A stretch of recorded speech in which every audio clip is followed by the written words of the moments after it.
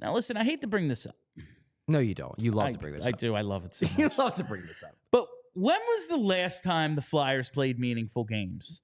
To me, I don't know, Bill. When was the last time the Flyers answer played to that meaningful question games? is the 2020 playoff bubble, in which he scored 0 goals and 7 assists in 16 games.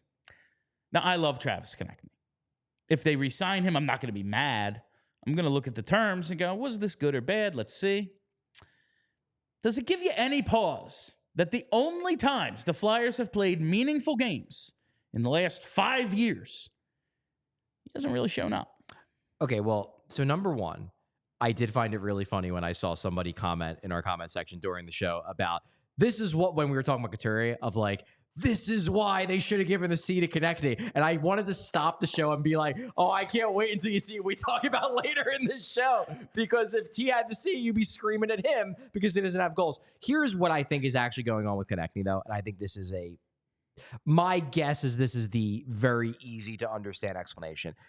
I don't think he's at 100%. Yeah. I think he came back from what I suspect is an oblique injury too soon. I think in particular, it's hurting the quality of his shot. It just doesn't seem like it has the same zip. The puck handling is atrocious. It seems like, to me, this is 80 to 90% Travis Konecny. And, like, they need him. They need 80 to 90% Travis Konecny because he's still better than the vast majority of the forwards on the team, even at 80 to 90%. Yes. But I am not going to bury him and say that this is an example of him not being clutch because I don't think he's fully healthy. I think he kind of rushed back from the injury because they're in a playoff race, because he's a key player. He's probably their most talented player. And I think they are getting out about as much out of him as they can, given the fact that I don't think he's close to 100%.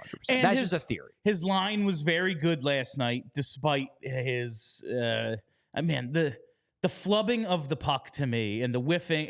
He was definitely, it feels like the last couple games he's had a hole in his stick. He was definitely, like, out of that line, he was the third most. He was the least effective guy on the line because Tippett and Frost were both fantastic, and Konecny was just kind of, like, he can still skate real fast. He can still carry the puck. He can still play that role, but he's not having the same shift over shift impact. Like, there was that one, and I wanted to put this in my article because it was such a ridiculous play.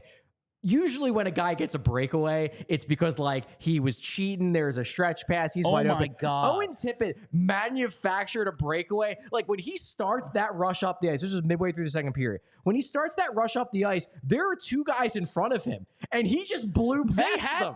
They had it. They were there. Yeah. And he was just like, nope. Yeah, and he just flies past them. He creates a breakaway for himself to the point where it's a 2-on-none. Like, TK, you got to finish that. I don't even think that was the right play. I always say I don't think Tippett was wrong for passing because Konecny had a wide open net to shoot at as a result. Konecny just has to bury that puck. Yeah, and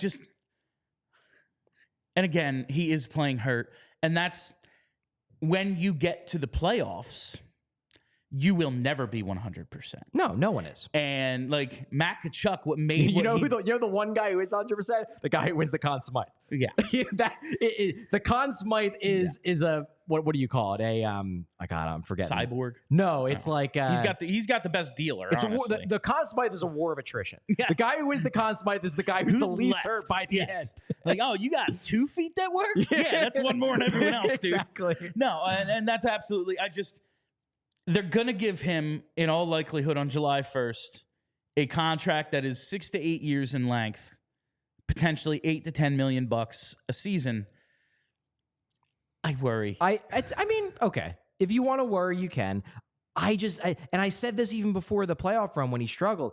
And even after it, it's so inexplicable to me that he struggled during that run because his game just seems so tailor-made for the playoffs. He seems like that guy. You would think that he's a guy who would play better in these games because he's such a ball of energy. He plays physical. He's chippy. He's in scrums all the time. Like, you would think that his production would jump the way, and granted, the last couple games, I know he had the big goal last night. Last couple games, Lawton hasn't played as well, but I think Lawton is a guy who does seem to play better when the games get chippier, when the games get tighter. I would expect Konecny to be that guy. I still believe that will come, that he will have a big playoff run at some point over the next couple years if they re-sign him, which I think they're going to. I think that's coming, but until he does it, it's fair game to criticize him that he hasn't done it yet.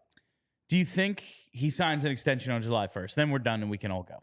I mean, it's not something I've spent a lot of time digging into, but I definitely get the sense. I definitely get the sense that the Flyers want to bring him back, and I think Konecny wants to come back. He loves, he's best buds with Travis Sanheim. He's a key part of the team. He loves the group. Yeah, I wouldn't put it past the Flyers signing him on July 1. Certainly not. All right. We all silly like the mayor.